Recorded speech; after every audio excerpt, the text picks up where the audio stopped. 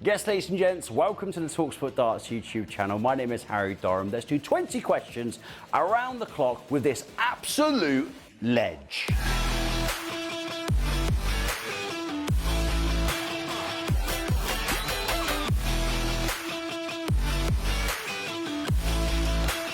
Do you support a footy team? Well, obviously, because I'm from Donny, obviously it's Donny Rovers, but I like to just watch England men and women when they're on the telly. World Cup this year? Yeah. Well, obviously, hopefully, but obviously the ladies are missing the World Cup from the back-to-back Euros, so it'd be nice if the men did a World Cup, wouldn't it? How did darts come into your life? I mean, I read it on Wikipedia that you have 5 siblings. Yeah. Was darts just a massive mainstay in your household? Was everyone having a go, or was it just a case of, you know, parent introducing you or a older sibling introducing you to the game? No, obviously my granddad played and so on, and then my dad played, and my uncle played, and then Taylor played, my brother, and then I started playing. But I just started playing through, like, I never really went out, never really did it, just like, I suppose, family orientated, and I just started playing with him. And then obviously, like, when I started playing, he just said to me, Dad, like, oh, she's quite good, and he didn't believe him, and it took him ages to actually, the ball was upstairs, it took him ages to come upstairs, and it's been like, the way I throw, very, very, like a natural throw for a girl, and obviously it went from there. And then once my dad was on board, but it's my brother really who got me into it, like, properly got me addicted. Why didn't your dad sort of like believe you were that good? I don't know, I suppose it's just not very common, like, I suppose in playing for years, not really playing with, I've never actually asked him, to be honest. I probably should ask him because I don't know, but that's just the story that is about, is that, yeah, Dad found out and he weren't bothered until I was good, so I've got a bone to pick with him actually now that you've said that. Yeah, well, so. it's like my dad, if he's going to be watching this ever since I joined talkSPORT. Can you remember how old you were when you hit your first 180? Probably, I started playing when I was 10, so probably 10. I used to go to a comp called Bradford Darts. It's like an hour from my house, and then I was in Yorkshire, and then just played around there. And they had a ladies' comp. My brother played the men's comp, I played at ladies' comp, and it was on, like, I remember actually, it was on one of the first practice boards, a match board, but at the time I was practicing on it, and yeah, I hit one and went and told my dad straight away. What was his reaction? I don't know, he's very, he's just like, well done, love. Like, fair enough. Just never says anything else apart from that. Aww. Have you got a favourite movie or film series? And to add on to that as well, what's the last movie you cried over, Beau? My favourite film is Avatar. Nice. Favourite series is probably Normal People. What's Normal People? It's like a complicated love story between teenagers, and it's Nice. really good. You've got to watch it. Gets you, like, in your feels and stuff. And then the last film I cried at was Mamma Mia 2, which I'm ashamed to say.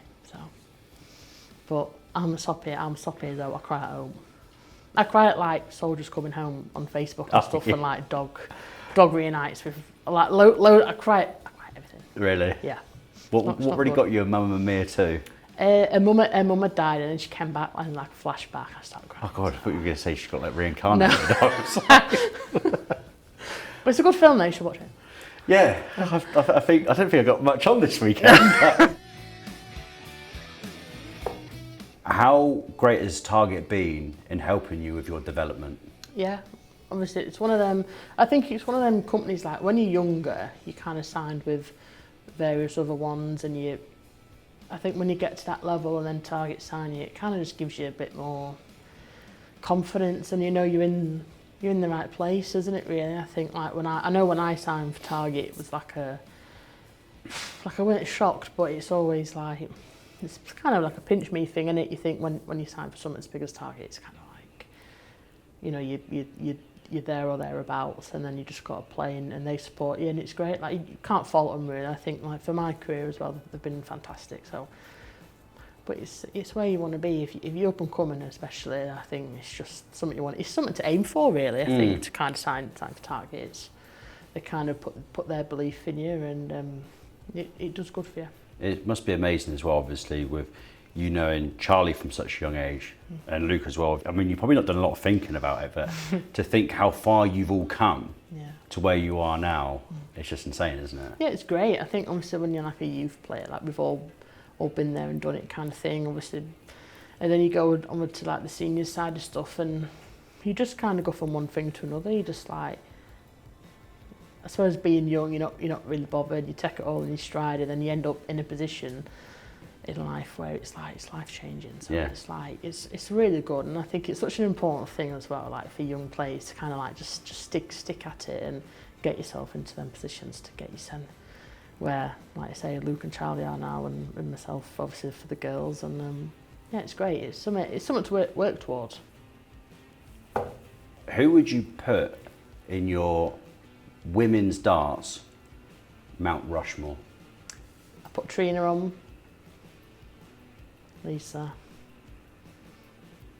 I don't want to say myself, but I'm gonna me. Go on. One more.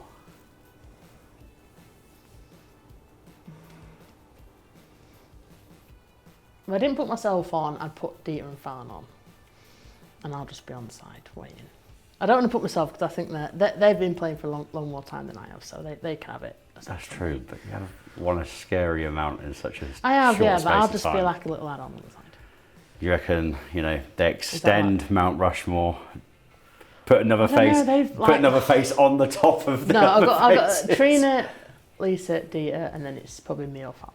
But I've got a long time to go yet, so Very long time. I'll let them have it. But you will be on there at some I point. will be. What tunes are you listening to on the practice board? Say if you're at a pro tour, you're going into a major, what have you got in your AirPods? Or do you wear the Andrew Gilding over-ear, sort of massive over-ear headphones? No, definitely AirPod. But I did have a patch where I didn't listen to anything and just enjoyed the like muffle of like all the other stuff. But like I'm a big Fleetwood Mac fan. I don't know, it varies from like different, at the minute it's like country songs and stuff, and like, Yeah. I don't know, probably Fleetwood Mac. Fleetwood Mac's a great shout. Have you got a go-to cuisine, meal that you go to after picking up a big win or winning a tournament? Probably a KFC. The thing is though, when you come out of like Wigan, Leicester's like a bit, or like Milton Keynes, first thing you see is KFC. So it's kind of hard to like ignore it. So you've been there all day, you've not ate and stuff, and you think, come on, it's just KFC there. And do you know what, I don't care, I love it. What's your order? Fillet tower box meal Yes. with a piece of chicken. And then I'm feeling fat, probably like 3 strips. But bear in mind, I'm sharing the side with my sister. yeah. I'm not eating it all. Like a mini fillet burger and then like large gravy. But I also love like KFC chips with mayo and gravy mixed in all together. I have that a lot when I go to KFC. I don't even have the chicken. I have chips, mayo and gravy all mixed in. That's like my go-to. I live next to a KFC It's like mayo and beans. Mayo and beans. Oh yeah. It's proper nice. Top tier. It's the same thing. What do you make of the crowd getting on the backs of your opponents? I think about obviously Pikachu a couple of years ago when he was going like that. Daryl, we know, such a fiery character, and your game at the Worlds in December. Is it something that you take notice of? Could it put you off as well? Because obviously you're booing them, and it potentially put more pressure on you on the oche as well. I don't know. I think the Grand Slam game with Ricardo was probably about the first time I'd ever like came across it. So, and obviously, like if you watch a game, I'm not really interested in it. I'm not really fussed because I was playing decent at the time, and I know he wasn't playing very well. So he started to kind of like turn to the crowd and probably blame it on them kind of stuff. But Yeah. I don't like. I never really took it in, and obviously I see it happening. I know what's going on, but I'm trying to like concentrate and stuff. But I think that's probably just going to wound him up more. So I don't know why they do it really, but I can imagine it just wound him up more. Because the more he does it, the more the crowd reacts, and then I played decent that game, so it's probably even more frustrating the fact that I didn't drop off and play, but I don't know. You played decent against Daryl as well. It's just, Yeah, I played decent. Was it just the not it was enough. 144 he got, wasn't it? Yeah, that was a killer. Yeah, that was Yeah. just. them sort of shots in the There's game are nothing you like can they're hard to come back from. It's like they kind of. But like I knew obviously he's been there and done it, and he's a great player. But yeah, that did hurt. But I tried to get back into it, but it's just hard from that point. You played well at the same time. Still all right, but just not enough.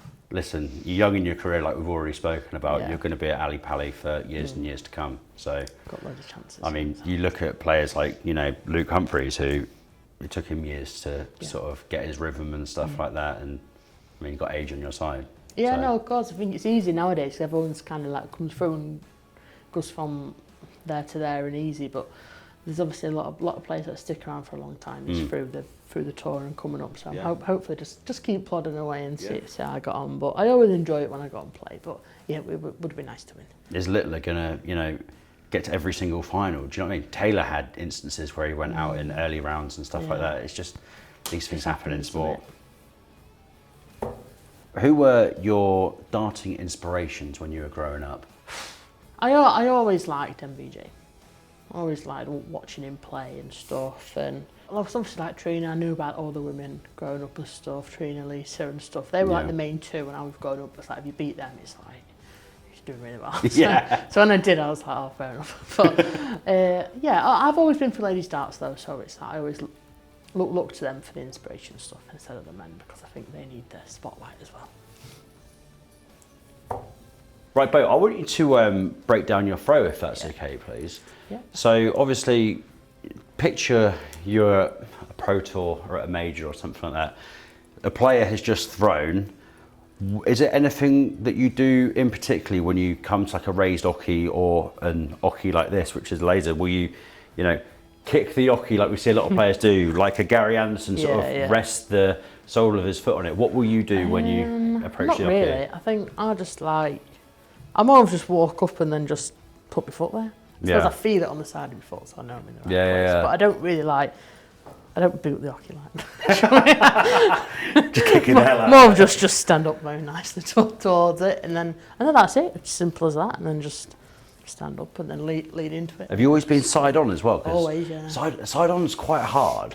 Like I can remember when I first started playing, side on was quite hard, and a guy that I played down the pub with, he used to be a tour cadder, was called Shane O'Connor. So he sort of like tried to help me develop my throw, whereas I'm more sort of like side on, like I'm more of like an angle now. Yeah. Whereas like you look at say Michael Van Gerwen and Danny Noppert and players like that. Phil Taylor was side on, but almost had like a little bit of a kink out the back as well. Yeah.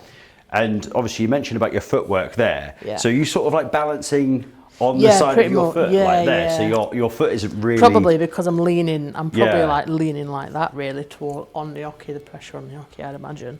But that's just something I've always done. Never ever once ever, I've never gone up and stood like that and thought, yeah, that feels nice, feels awful. Yeah. So I've always just stood, but it's just natural how it's come of. When I first started playing, I've never ever thought to change it. So yeah, always, but I'm very much leaning on the side of my foot, so no, I'm falling over all the time. It's just like foot's knackered on the side. And then when obviously you're lifting up to throw your dart, what we see of a lot of players, and I'm like it as well, where it seems on TV that when you're throwing, you're always finding a point, like a release point on your face. Is it sort of like the middle of your cheek, and then you know how then you release? Something that was with me when I started struggling with darters. I kind of like went up to the board, and then I would go up to throw, but it would hit my cheek, which has become a thing now since then. It never used to. I used to be very years ago. I used to throw very low down here. It wasn't nowhere near my eye line.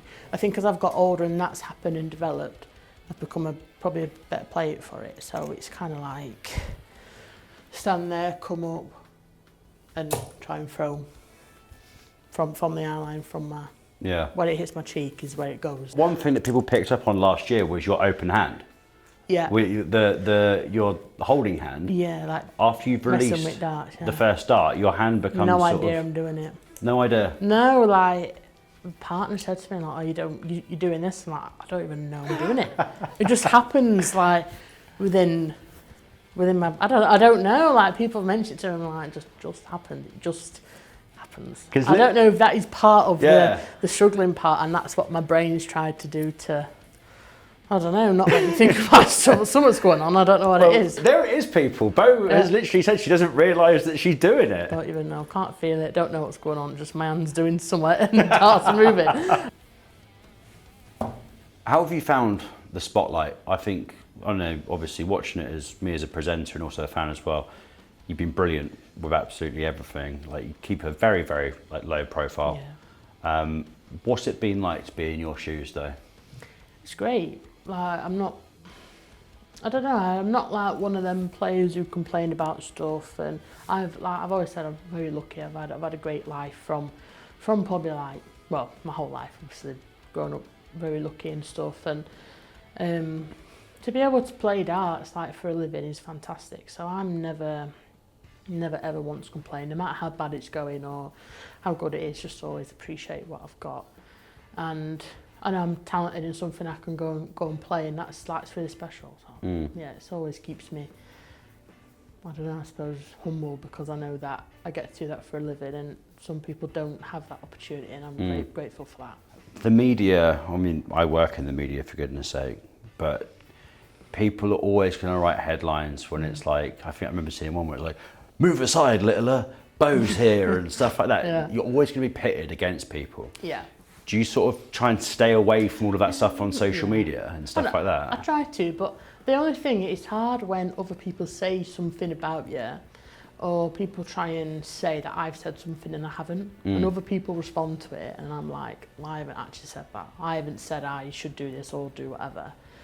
And players and people are responding to it on the back of something I've not even said. That's the probably worst thing about it. Is that it was like the Premier League stuff, wasn't it? Well, yeah, exactly. Obviously, I never said anything about that. I only tried to respond, like I say in the media, I try and respond positive as possible, because I'm trying to be positive and nice about everything, but it also backbashes me a lot, because I never actually said it, and people and players respond to it, and I'm like, well, I ain't actually said that.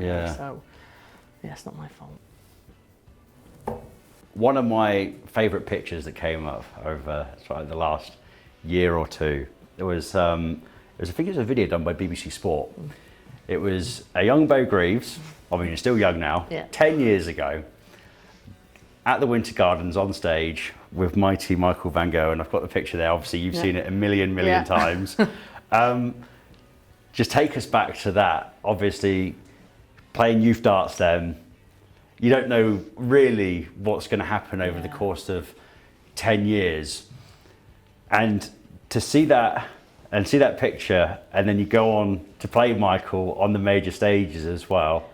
How amazing is that? Yeah. No, it's it's one of those things that when I was younger, at the time when that photo was taken, was like, the BBC was big on my back and stuff, and they was like doing those things to promote me and stuff, and I did a few like documentaries and that kind of stuff, which at the time was great. Like, I don't regret doing it like that, and then it got me the opportunity to be able to obviously play against Michael and stuff.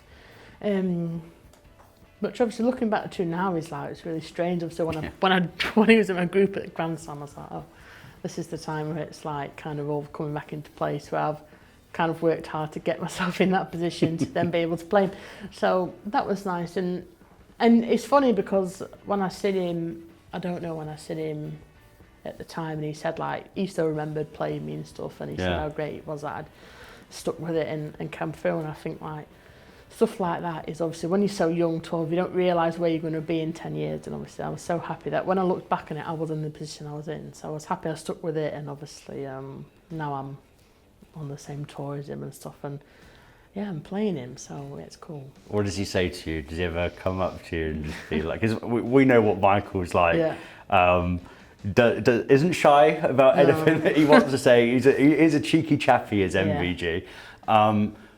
But does he ever come up to you and say, wow, even though Michael probably wouldn't? No, I suppose the thing is with me being the only girl on tour is that he always makes a point to talk to me, which I think is nice. So obviously I'm the only girl there now, so it's it's different. I'm not like in with a lot of them, but it's nice that obviously he always says hi to me and stuff, talks to me. So yeah, I appreciate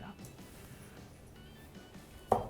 By the end of your career, what do you think you would have achieved in the game? That's a tough one, really. I don't know. I think I kind of like to just play it as it comes and play as I'm.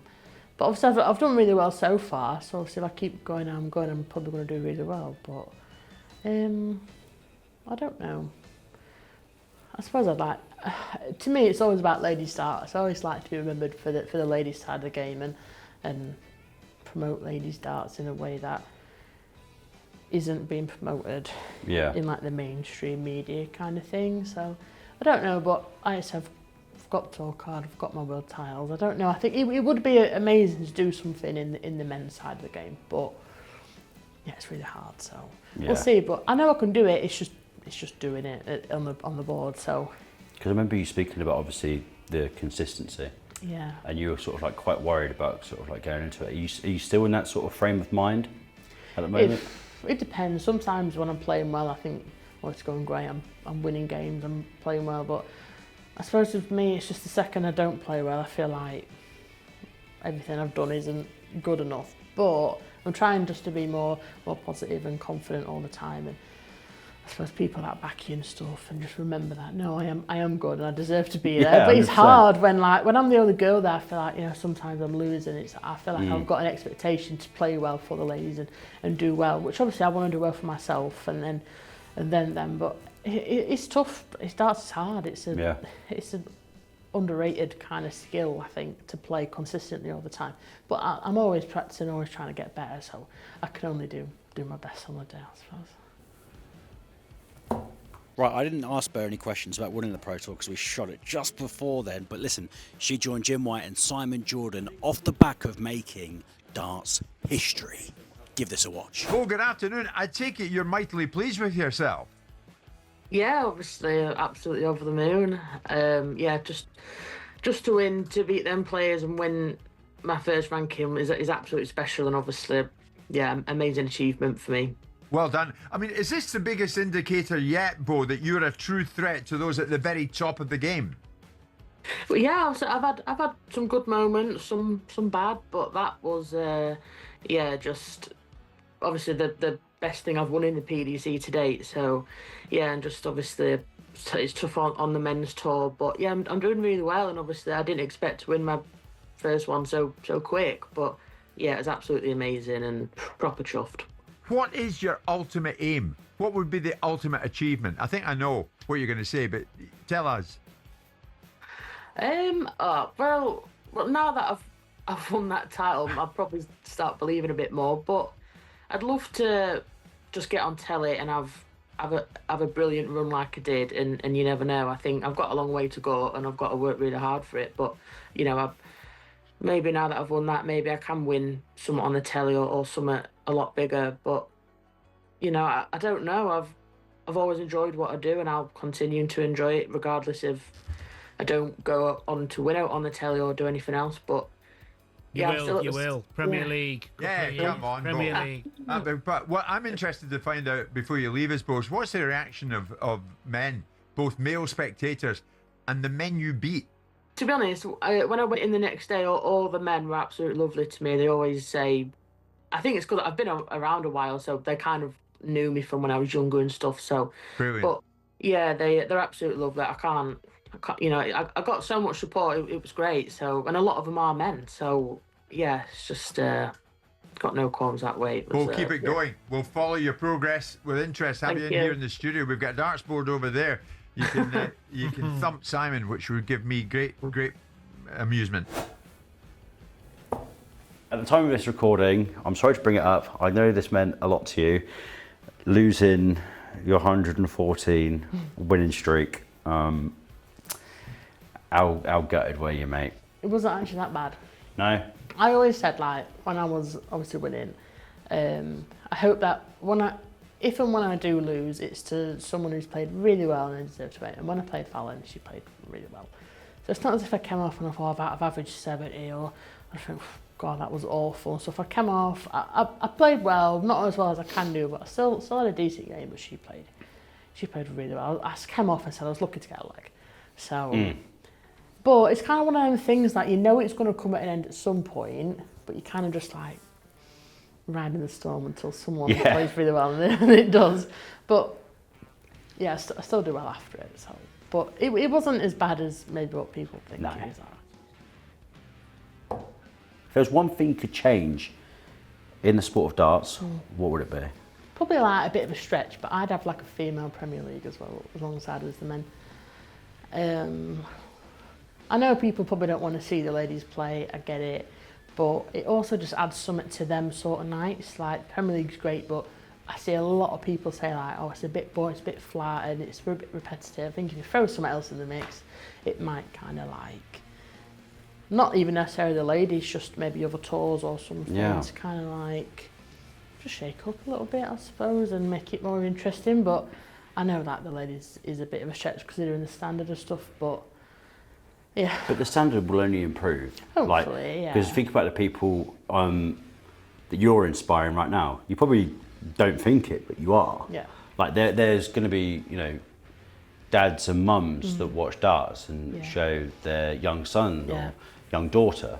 Yeah, that's the thing. Like, I suppose a lot of the people that probably complain about the darts stuff, about ladies darts, but if you had a child who wanted to come up, and a girl especially, come up and play, then that's the kind of support you need from like the top players to believe that they can do it, and I do. I think it was so great to see more ladies on the telly, like some of the other obviously sports nowadays on the mainstream media would be great. But I know darts obviously it's a bit behind, but I think it can get there with just a few more players, like, you know, bulling it up and stuff, and I think that'll be good. You're 9 darter on the Pro Tour, first female to do that. Talk me through the experience and how amazing that was, and also coming up against Mr. Mensur Suljovic, who isn't the quickest player of all time. Yeah, to be fair, at the time when I hit the 9 darter, I was shocked because I was struggling a little bit with my throw and stuff, and I was a bit anxious about stuff and whatever. So when I hit the 9 darter, I rang my dad and I was like, I can't believe I've done that. Like, I don't know where it came from. And I was like, I'm at the lowest point here. Like, I'm not playing well, feeling terrible at the 9 darter. But the only thing about Mensur is that he's a nice bloke, and I don't think he's as slow as other people make out he is. Joe Cullen, you watching? Well, honestly, I don't think he's that bad. Maybe like he's a slow player, obviously, but like, if you know he's slow, then you have to just adapt to it, isn't it? He's not really doing it wrong. Nah. He's just playing how he plays all the time against everyone. So I don't think he was that bad, but yeah, he's not the quickest, like, but he was slow. But I don't actually mind it. He's had his issues with injury as well. Like, yeah, I suppose he's just is who he is. Like, he's always played like that for years. So when I played him, I thought, I'll just try and keep my face, but not worry about what he's doing. But yeah, that's it. You just got to play your own game, don't you? Yeah, it's what it is. Can you give us 3 rising stars? So we're going to think under 21s who haven't got a tour card, could be anyone that you know coming up through Modus, can be male or female. Who's caught your eye and who do you think will be a real talent in years to come? Macy Gibbons, she's playing well, young lass playing well. I think there's a few, isn't there? There's some that play so well and they just, maybe the pressure gets to them of like trying to be Mitchell Laurie. Yeah. He's like, he's the next one, isn't he? Yeah. I'm trying to think of someone. I was like, I know, Kaya as well, he's a good trucker. There's loads, isn't there, really? But I suppose for the girls' side of stuff, obviously Macy and Paige, like the ones coming through. So that's nice to see. But yeah, we need some more, I suppose. There's a young lass I see on TikTok all the time. I can't remember her name, but I see she's a lovely throw and that. And I think it'd be nice to see more ladies on the women's series on the side of stuff. If you could have a leg of 501 with any celebrity, not darts related, just to have a chuck and a chat, who would it be? Probably Celine Dion. Celine Dion? I said, like, growing up, I absolutely loved Celine Dion. I still love her now, obviously. I can't imagine she'd be great on the dartboard, like, but well, she's Canadian. She can get John Park to give us some tips. I'd love to see her. Just anything really. I just think she's like when, the day she dies, I'll be crying. I'll be crying my eyes out. So yeah, if I ever met her, that would be my life. Right, to finish off, I spoke to Fallon Sherrick a year ago about you, and I asked her if she thinks Beau Greaves will win a World Championships in her career, and this is what she said. I think so, and I think like when everyone kept saying, the women get opportunities and stuff like that, but we've never had someone like Beau come through. So that's why I feel like we need someone like Beau, you know, at the World Champs, at the Grand Slam, like everything like that, to just kind of push the women's darts. And I mean, she probably will think, oh, I'm not ready yet, but if she hits the averages that she carries on and she just holds in with every person that she plays at, say, the World Championship, she could win it. Got a point. How do you feel hearing that? I don't know. I suppose at the time, whenever that was, I probably weren't ready. But now I think I am ready enough to kind of like, I know I've got the game to do it. I can do the averages and stuff, and probably more consistent than some of the other ladies. But yeah, I'd love to. I'd love to be like the driving force for the ladies thing. I've never shied away from that. I want to be the one that like does it for them, but also benefits me as well as them and stuff. But it's difficult. It's not as easy as just going up and like winning and doing. You know, it's all the hard work that you've got to do, and it's tough. Don't I mean I've never once said I'm at that level to be the top 60 in the world, top 32. Never ever. I know I've got a long way to go before I do that, but I'm doing all right at the minute. So I'm trying to just pace myself. Work my way up. I don't want any hand-me-outs or anything. I want to do it all myself and do everything properly and for my talent. And if I'm not good enough, then so be it. But like I say, I'm going to try my hardest to get there. And obviously, if I don't, I don't. But yeah. Well, but I've already told you, you're a massive inspiration. Cool. You're breaking down all the walls, all the barriers, and you should be really proud of yourself. Cool. And it's been an absolute honour speaking to you today here at Target HQ. Appreciate it massively. Thank you, darling. Cheers. Thank you.